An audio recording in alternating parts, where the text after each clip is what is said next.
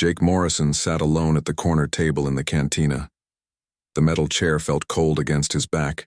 His right hand held a glass of cheap whiskey while his left arm ended at the elbow. The mechanical prosthetic he wore made soft clicking sounds when he moved. The space station called Harmony Point buzzed with activity around him. Aliens of all kinds walked past his table. Some had scales, others had feathers. A few glowed with their own light. Jake watched them, but kept to himself. He had been on the station for 3 days now, waiting for transport to the outer colonies. At a table near the bar, 6 Zenthari soldiers laughed loudly. They were tall reptilian beings with green skin and sharp teeth. Their uniforms were clean and new. Jake could tell they were young by the way they carried themselves. They had probably never seen real combat. The Zenthari noticed Jake watching them. One of them, wearing lieutenant stripes, stood up and walked over. His name tag read Vextar. He was taller than Jake and twice as wide. His yellow eyes looked down at the human with curiosity. "You are human, yes?" Vextar asked. His voice was deep and rough like gravel. Jake nodded and took a sip of his drink.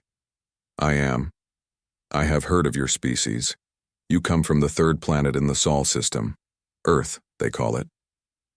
Vextar pulled out a chair without being invited and sat down. "Tell me, human, have you ever been in battle?" Jake looked at the young alien. "I have."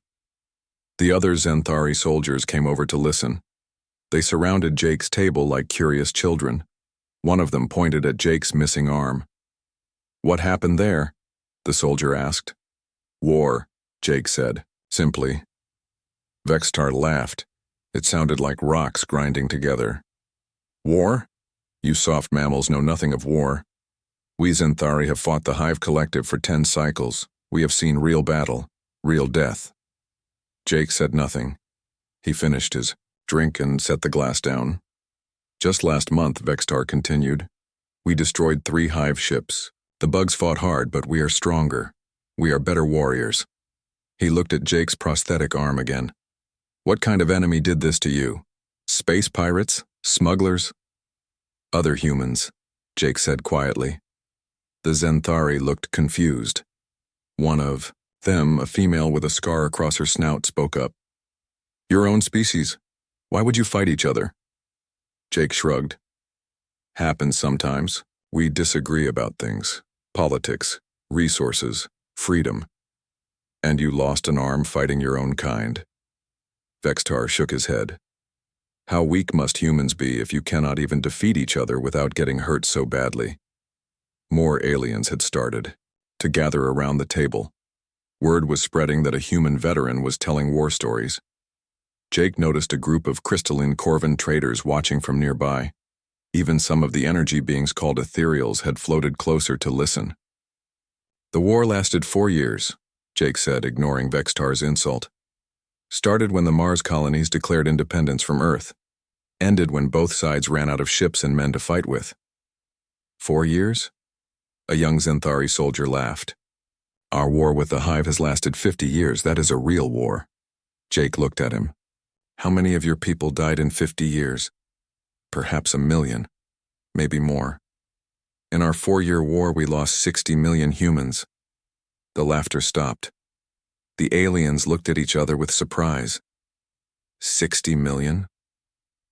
Vextar's voice was quieter.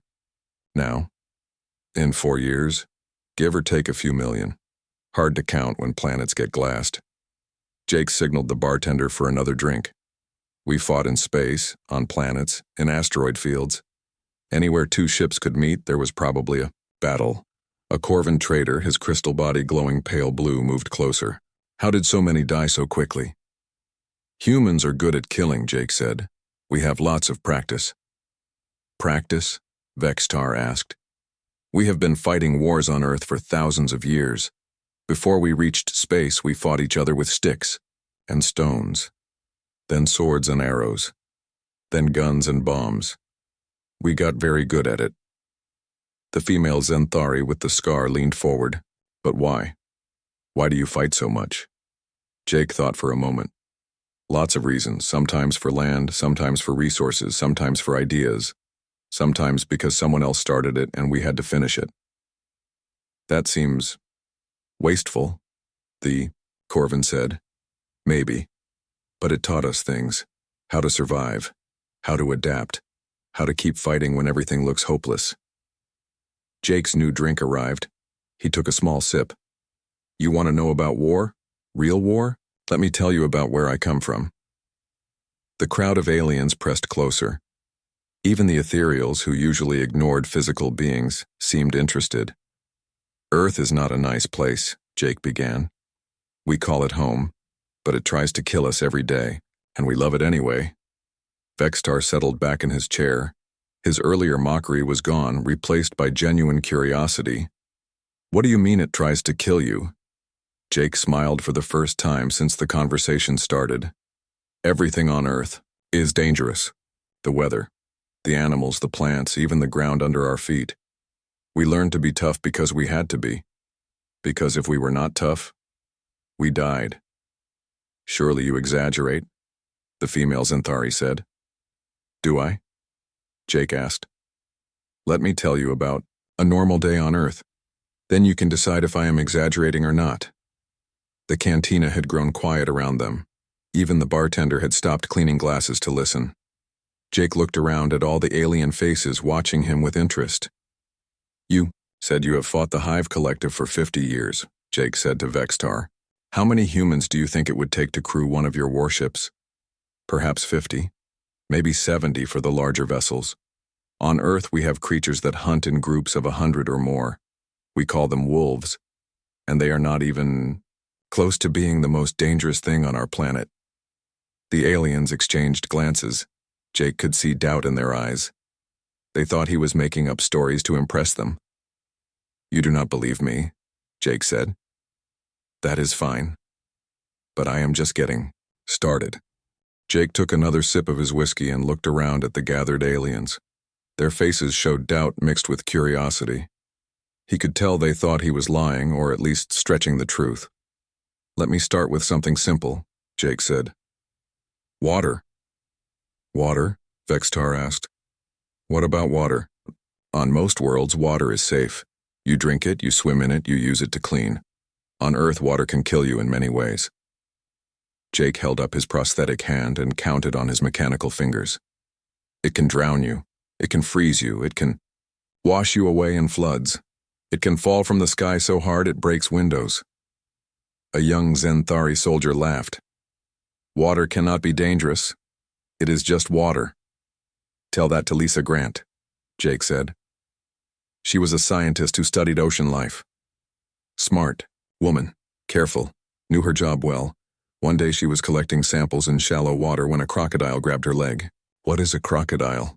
The female Zenthari asked. Picture a lizard like you, Zenthari, but twice as long and 3 times as heavy. It has teeth longer than your fingers and jaws that can crush metal. It lives in water and hunts anything that comes.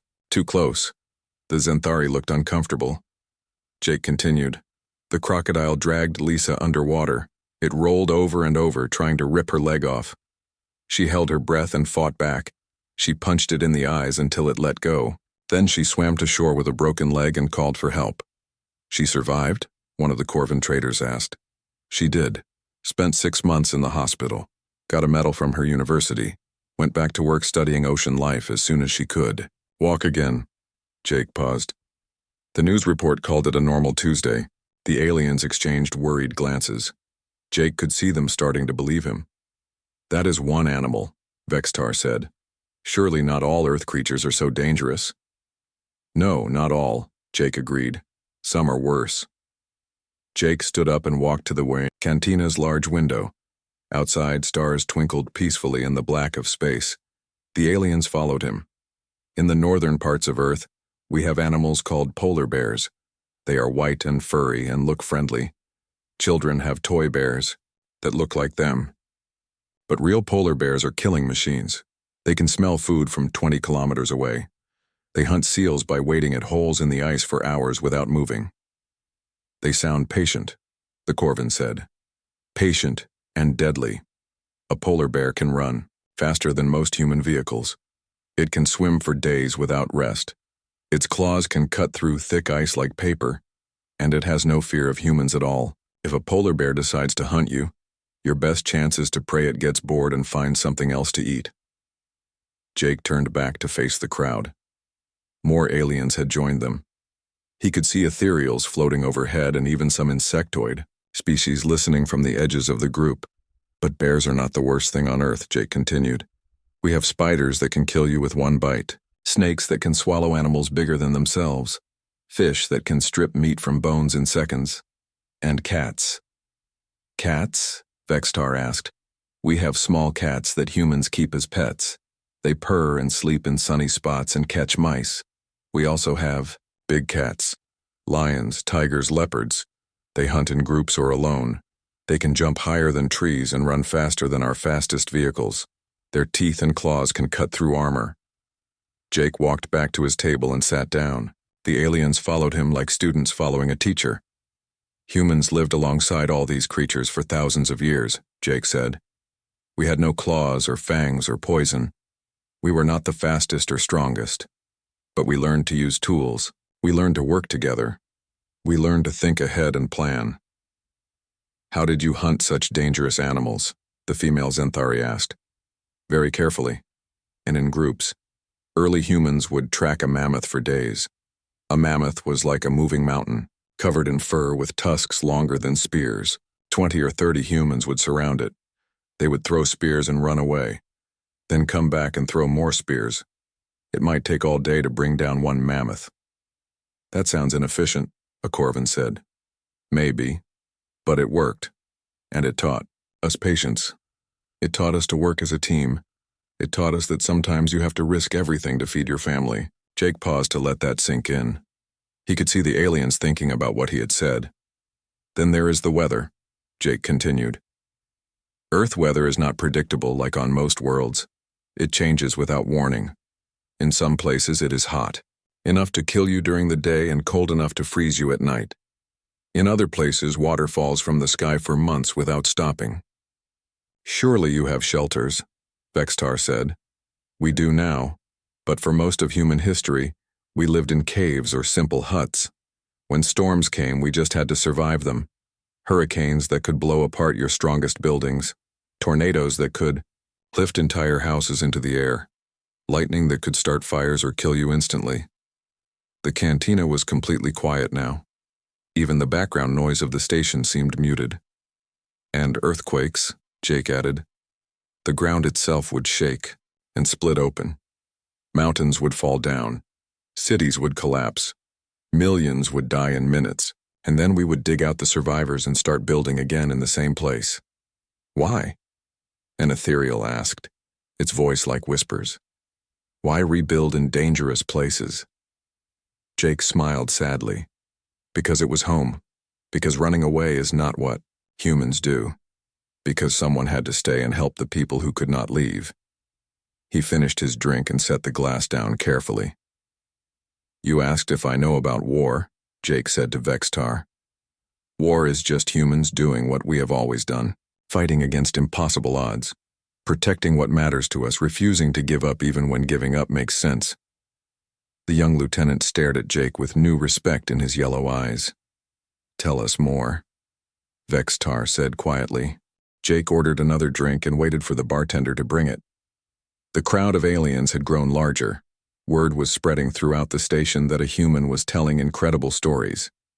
Species that normally avoided each other were now sitting together, all focused on Jake.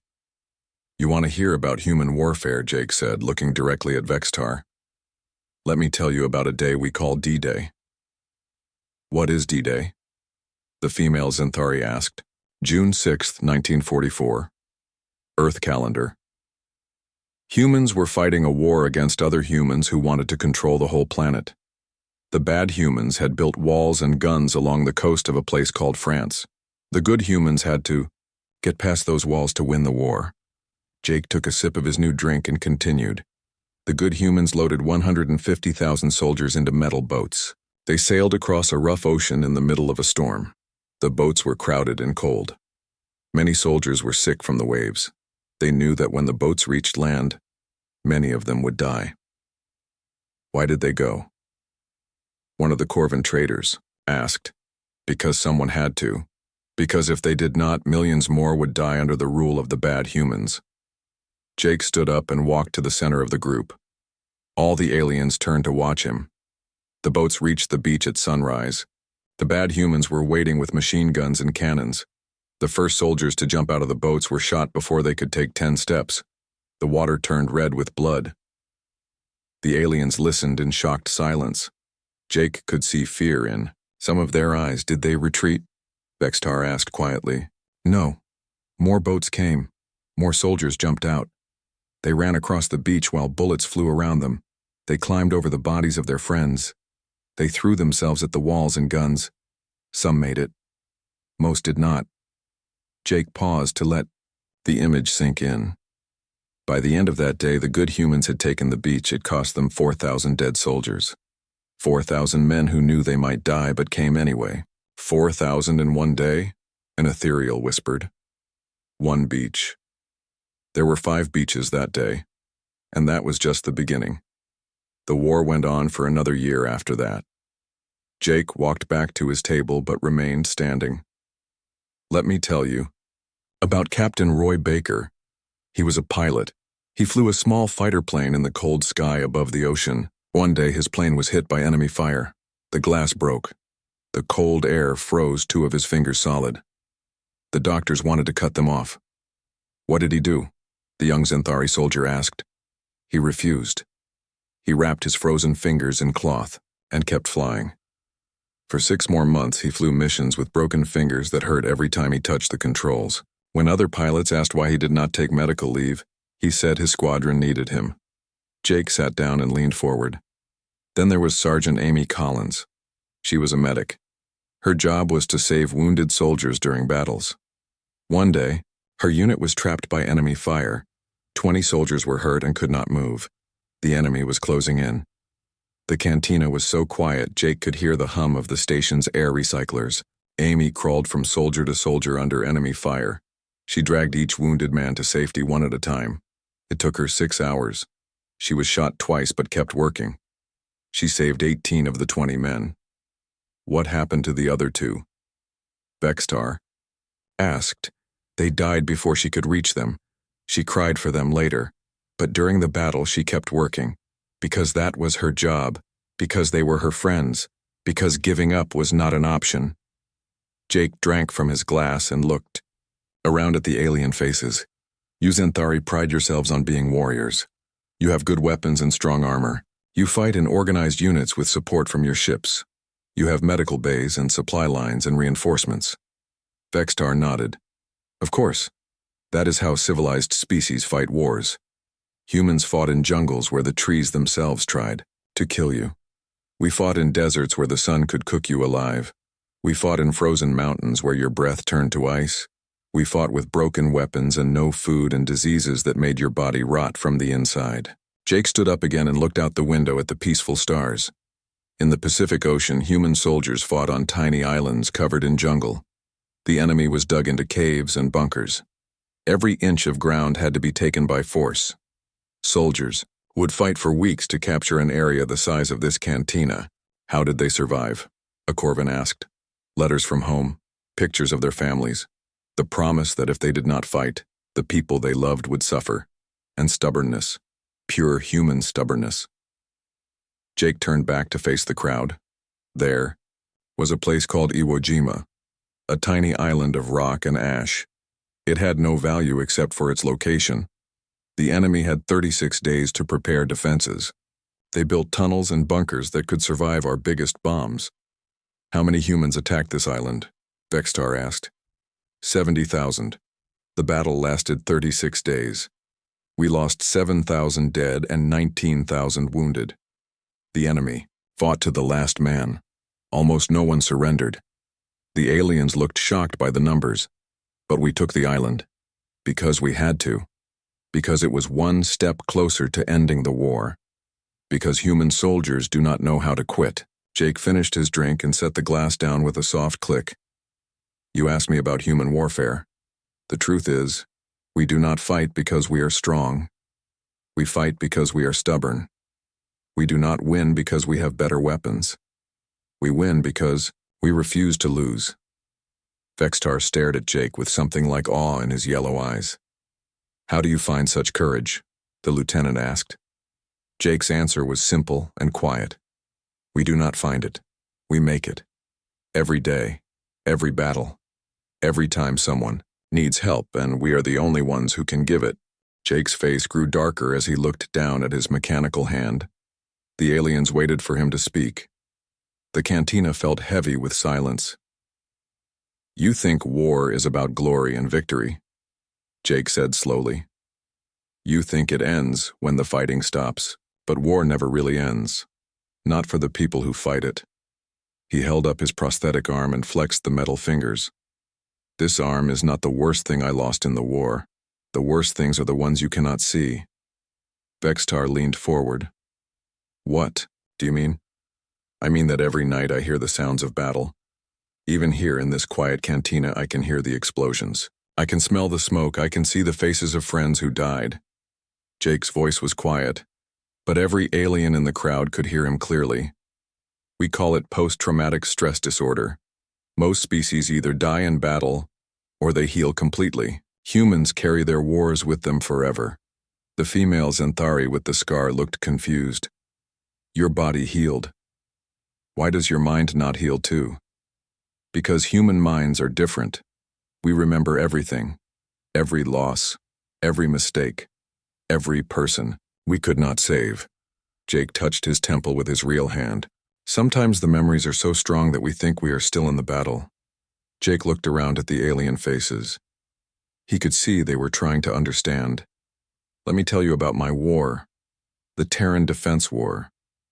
I was 22 when it started. I thought I knew what fighting meant. I was wrong. He signaled the bartender for water instead of alcohol. His throat was getting dry from talking. I served with Lieutenant Danny Rodriguez and Commander Kate Sullivan. Danny was from Texas. He could fix any machine and always had a joke ready. Kate was from New York. She was tough and smart and never left anyone behind. Jake's voice softened when he talked about his friends. We were assigned to hold a mining station on Europa while civilian transports evacuated. The enemy wanted the station because it had rare metals they needed for their ships. We had 40 soldiers. They had 300. The aliens listened, without interrupting. Jake continued. The battle lasted 3 days. We knew we were going to lose. We knew most of us would die. But those transports needed time to get away. So we fought. Jake stood up and walked to the window again. The stars looked cold and distant. On the second day, enemy soldiers broke through our outer defenses. Danny was trying to repair a damaged gun when a grenade landed near him. I threw myself over him to protect him from the blast. Jake held up his prosthetic arm. The explosion took my arm and most of my shoulder. But Danny lived, for about 10 minutes. The cantina was completely silent. Jake could hear his own breathing. A sniper shot him while I was being treated by the medics. He died holding my hand, telling me about the girl he wanted to marry back on Earth. Jake turned back to face the crowd. His eyes were wet, but no tears fell. Kate died on the third day. She was leading a charge to buy the last transport time to escape. She made it to the enemy position, but a plasma blast caught her in the chest. She lived long enough to see the transport jump to hyperspace. Then she smiled and closed her eyes. Vextar's voice was barely a whisper. Did you hold the station? We did. 18 of us survived out of 40. The civilians got away. The mission was a success. Jake sat back down heavily. But success does not bring back your friends. One of the younger Xanthari soldiers spoke up. How do you live with such pain? Some days are harder than others. Some nights I wake up screaming because I dream I am back on Europa. Sometimes I see Danny or Kate in crowds and for a moment I forget they are dead. Jake drank some water and continued. Other veterans understand. We meet sometimes and talk about the people we lost. We do not talk about glory or victory, we talk about friends who are not coming home. An ethereal floated closer. Do you regret fighting? Jake thought for a long moment before answering. No. I regret that we had to fight. I regret that good people died. But I do not regret protecting those civilians. They were teachers and doctors and engineers. They had families. They deserved to live. But the cost was so high, the Corvan trader said. The cost is always high. That is why humans do not fight unless we have to. That is why we try to talk first. But when talking fails, when innocent people are in danger, someone has to stand up. Jake's voice grew stronger. You asked me earlier how humans find courage. The truth is, we find it in each other. Danny was brave because he knew Kate, and I would not let him down. Kate was brave because she knew we would finish the mission even if she died. I was brave because they were counting on me. Vextar nodded slowly. You fight for each other. We fight for each other. We die for each other. And we remember each other. Every human soldier who dies in battle is remembered by someone. We build monuments, we tell stories. We make sure their sacrifice means something. Jake looked around at all the alien faces watching him. That is the real cost of war. Not just the dead, but the living who carry them. Every veteran is a walking memorial to friends who did not make it home. The lieutenant stood up slowly. I think I understand now. You do not fight because you are fearless. You fight because some things are worth being afraid for. Jake nodded. Fear keeps you alive, courage keeps you fighting, but love is what makes it worthwhile. The old soldier finished his water and looked at his mechanical hand again. The hardest part is not the nightmares or the pain. The hardest part is knowing that somewhere out there, people are safe because of what we did. And knowing that if it happened again tomorrow, we would do it all over again. The alarm bells began ringing throughout Harmony Point. Red lights flashed in the cantina as an emergency message played over the station speakers. All personnel, we have received a distress signal from civilian transport Mercy's Dawn. The ship is under attack by pirates in Sector 7. Any available security forces, please report to the command center immediately. The Zenthari soldiers jumped to their feet. Vexitar was already reaching for his communicator when Jake stood up slowly. Where are you going, human? Vexitar asked. To help, Jake said simply. He walked toward the cantina exit. Wait, the female Zenthari called after him. You are retired, you are injured. This is not your fight. Jake stopped and turned around. The entire crowd of aliens was watching him. It became my fight the moment innocent people needed help, he said. Vexitar stared at Jake for a long moment. Then he looked at his soldiers. You heard the human's stories. You saw what his people do when others are in danger. The lieutenant's voice was firm. I will not let him go alone. The other Zenthari soldiers nodded agreement. Even some of the Corvan traders and other aliens stepped forward. We will come too, one of the Corvans said. You have shown us what courage looks like.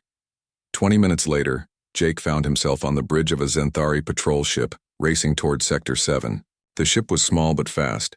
Vexitar sat in the captain's chair while his soldiers worked at the control stations. The pirates have 3 ships, the sensor operator reported. The civilian transport has no weapons and minimal shields. Jake studied the tactical display. How many people on the transport? 200 civilians, mixed species, mostly families. Jake nodded and walked to the weapons console. Mind if I take a look? The Zenthari weapons officer moved aside. Jake's mechanical hand moved quickly over the controls, checking weapon status and ammunition counts. Your plasma cannons have good range but slow recharge time, Jake said. The pirates will expect you to fight like most military ships. Long range, careful shots, defensive formations. That is how battles are fought, Vexitar said. That is how military battles are fought. But pirates are not military. They are bullies, and bullies do not expect their victims to fight back hard. Jake turned to face the bridge crew. Here is what we are going to do. We come in fast and close. We target their engines first, not their weapons. We make them think about running away instead of fighting. That is very risky, the female Zenthari said. Everything worth doing is risky, Jake replied. But those people on that transport do not have time for us to be careful. The patrol ship dropped out of hyperspace near the battle. The civilian transport was badly damaged and drifting. The 3 pirate ships were circling it like sharks. They are demanding the passengers surrender their valuables, the communications officer reported. Not today, Jake said quietly. Vextar looked at Jake and then at his crew. You heard the human, all power to engines, take us in fast. The patrol ship accelerated toward the pirates at maximum speed. The pirate ships were caught by surprise. They had been focused on the helpless transport and did not expect an attack. Jake's fingers flew over the weapons controls. His mechanical hand moved as smoothly as his flesh one. The first shots hit the lead pirate ship's engines perfectly. How did you target so precisely at this speed? The weapons officer asked in amazement. Practice, Jake said. And desperation makes you accurate. The damaged pirate ship started to drift. The other two pirates turned to face the patrol ship, but Jake was already targeting the second ship. Come around to starboard, Jake called to the pilot. Make them think we are running. The patrol ship turned sharply. The pirates followed, thinking they had the advantage. But Jake had planned the maneuver carefully. Now, Jake said. The patrol ship spun around and fired at point-blank range. The second pirate ship's engines exploded in a shower of sparks. The third pirate ship decided it had seen enough. It turned and jumped to hyperspace without firing another shot. Target the remaining ship's weapon systems, Jake ordered. Disable them, but do not destroy them. Pirates have information that authorities need. Within minutes, both remaining pirate ships were helpless. The patrol ship moved alongside the damaged transport. This is Lieutenant Vextar of the Zenthari Defense Force. Are you in need of assistance? Thank you, Lieutenant, came the grateful reply. We have wounded and our engines are damaged. We thought we were going to die. Not today, Vextar said, looking at Jake with respect. The rescue took 3 hours. The patrol ship's medical bay treated the wounded while the engineers worked on the transport's engines. Jake helped wherever he was needed, his mechanical arm as useful as any tool. When they finally returned to Harmony Point, word of the rescue had already spread. A crowd waited at the docking bay. Representatives from the Galactic Council were there to thank the rescue team. But Jake slipped away from the ceremony. He was sitting alone in the cantina again when Vextar found him. Why did you leave? The lieutenant asked.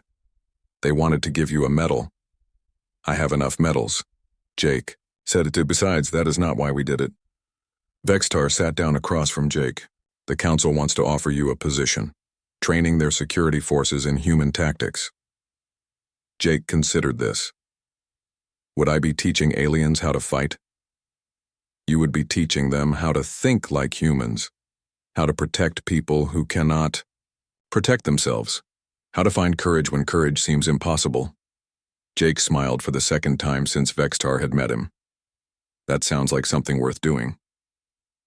3 months later, Jake stood in front of a class of young alien soldiers from a dozen different species. They looked at him with the same mixture of curiosity and doubt that the Zenthari had shown. My name is Jake Morrison, he began. I am going to tell you about humans, about courage, about the price of protecting others, and about why some fights are worth having. In the back of the room, Vextar and his squad listened with smiles on their faces. They had learned that strength comes in many forms, and sometimes the greatest warriors are the ones who fight not because they want to, but because they have to. Jake looked around at all the young faces watching him. Let me start by telling you about a planet called Earth, he said. It is not a nice place, but it is home, and it taught us something important about what it means to be alive. The students leaned forward, ready to learn.